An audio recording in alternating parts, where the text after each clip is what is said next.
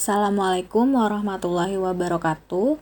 Saya Neldawati Ningrum, peserta Latsar CPNS PPSDM Regional Bandung Angkatan 37 tahun 2021.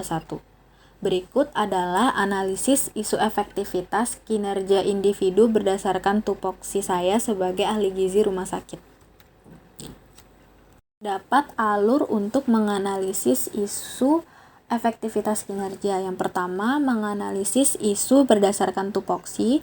Selanjutnya, menentukan prioritas masalah. Ketiga, mengidentifikasi penyebab masalah. Dan yang keempat, memberikan alternatif pemecahan masalah. Berikut adalah isu yang akan saya analisis berdasarkan masalah yang saya temukan di tempat saya bekerja di Rumah Sakit Umum Daerah Raja Musa Sungai Guntung. Pertama, rendahnya kepatuhan diet pasien rawat inap. Yang kedua, belum tersedianya pencatatan sisa makanan pasien secara berkala.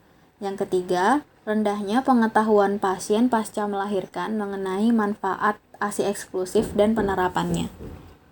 Selanjutnya adalah identifikasi masalah. Di sini saya menggunakan metode USG, yaitu metode untuk menentukan prioritas masalah dengan menggunakan metode scoring dengan skala Likert, yaitu skala 1 sampai 5, di mana skala 1 menunjukkan sangat tidak mendesak sampai ke 5 yang sangat mendesak. USG, U-nya adalah urgency, yaitu seberapa penting masalah tersebut.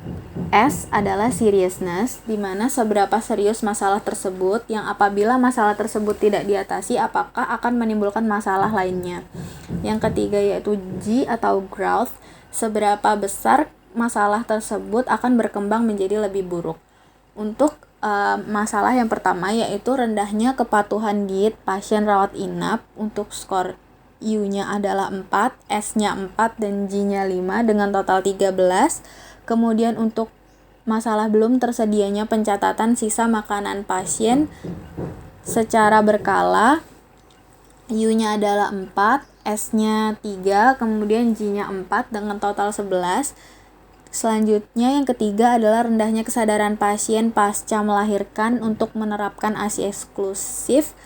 U-nya adalah 4, S-nya adalah 5, G-nya adalah 5, sehingga totalnya 14. Berdasarkan identifikasi masalah yang sudah saya buat, maka masalah yang menjadi prioritas utama yaitu rendahnya kesadaran pasien pasca melahirkan untuk menerapkan ASI eksklusif. Selanjutnya, setelah menentukan prioritas masalah, kita akan melakukan analisis untuk menentukan akar dari masalah tersebut menggunakan diagram fishbone. Masalah utamanya adalah rendahnya kesadaran pasien pasca melahirkan untuk menerapkan ASI eksklusif. Kemudian poin-poin yang mempengaruhi terjadinya masalah yaitu pertama, kurangnya akses informasi ASI eksklusif. Yang kedua, kurangnya dukungan dari suami dan juga keluarga dalam menerapkan ASI eksklusif. Yang ketiga, adat dan budaya setempat yang menghalangi penerapan ASI eksklusif. Yang keempat, kesulitan menyusui di awal kelahiran, terutama untuk ibu-ibu yang melahirkan dengan proses sesar, kemungkinan akan lebih kesulitan untuk menyusui anaknya di hari-hari pertama kelahiran.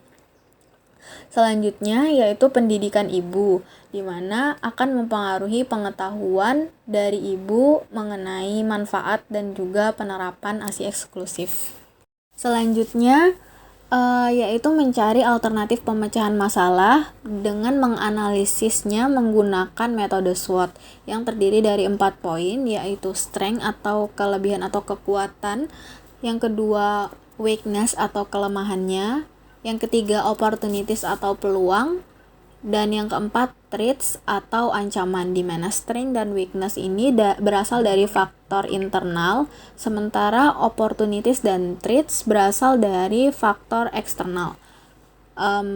Untuk strength-nya, pertama tersedianya tenaga gizi yang cukup dan kompeten untuk melakukan konseling.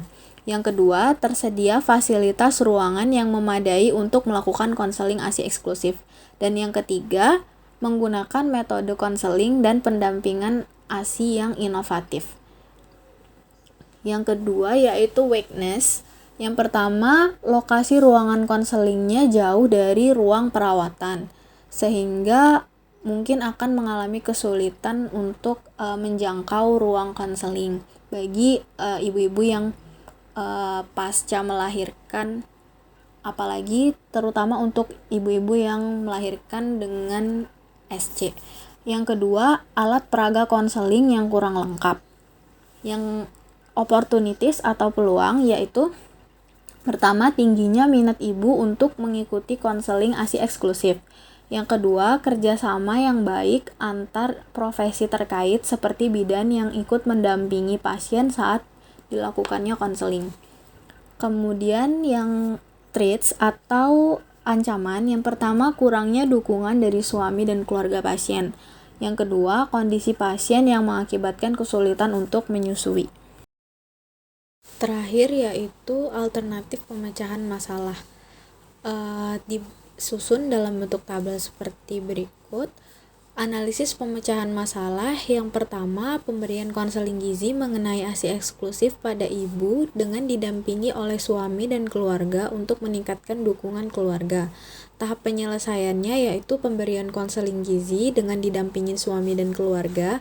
Kemudian hasil yang diharapkan yaitu peningkatan pengetahuan dan kesadaran ibu serta peningkatan dukungan dari keluarga dalam melaksanakan ASI eksklusif. Pihak yang bertanggung jawab yaitu ahli gizi. Yang kedua yaitu pembuatan alat peraga konseling dengan memanfaatkan bahan yang tersedia untuk mempermudah pemahaman materi konseling. Tahap penyelesaiannya yaitu dengan membuat alat peraga konseling yang memanfaatkan bahan yang tersedia. Kemudian hasil yang diharapkan terjadi peningkatan pemahaman mengenai materi konseling yang diberikan dengan menggunakan alat peraga yang tadi dibuat. Kemudian pihak yang bertanggung jawab yaitu ahli gizi. Yang ketiga yaitu konseling gizi dengan lokasi yang fleksibel, jadi bisa dilaksanakan di ruang perawatan maupun di ruang konseling gizi. Tahap penyelesaiannya yaitu melakukan konseling gizi bisa dengan cara yang fleksibel, baik itu dilakukan di ruang rawatan maupun di ruang konseling gizi.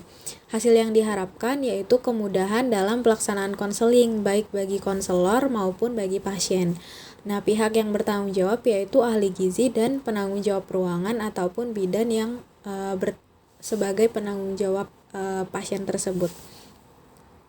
Baiklah, sekian penjelasan dari presentasi analisis isu efektivitas kinerja individu berdasarkan tupoksi saya sebagai ahli gizi di rumah sakit. Terima kasih atas perhatiannya. Kurang lebihnya